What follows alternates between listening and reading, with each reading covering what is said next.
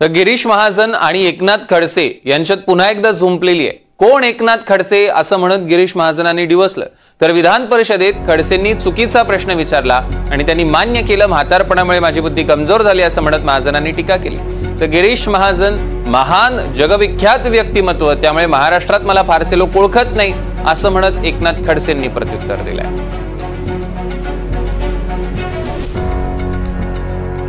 कोण एकनाथ खडसे? कोण? माजी मंत्री राहिलेले आहेत, विद्यमान आमदार आहेत, आपले विरोधी आहेत, राजकीय आपलं वैमनस्य आहे त्यांच्यासोबत। नाही, माझ्याकडे वैमनस्य वगैरे कोणासोबतच नाहीये। पण विधान आता अधिवेशन काळात त्यांनी सरकारला खूप धारेवर धरलेला आहे। कोणी? यशवंतराव खडसे।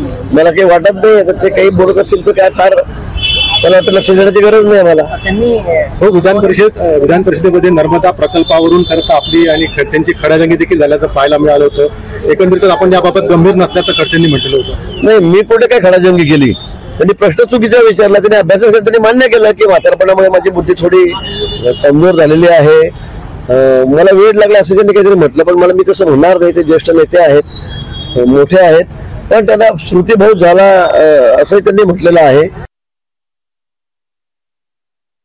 एक अत्यंत महान व्यक्तिमत्व आहे, सुसंस्कृत आहे, जगविख्यात आहे आणि मी एक लहान माणूस आहे, त्यामुळे मला फारसे लोक महाराष्ट्रामध्ये ओळखत नाही।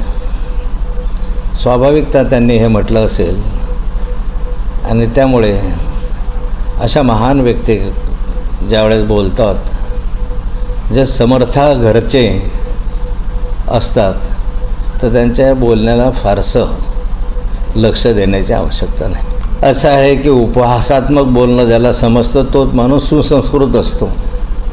त्यामुळे गिरीश महाजनला मी उपहासात्मक स्वरात बोललो की मी म्हातारा झालो, मला ज्याला स्मृती आम्हाला ऐकू येत नाही, मला आलं लक्षात येत नाही, हे टोमणा मारण्यासारखं होतं। परंतु हे ज्याला समजतं त्याला समजतं।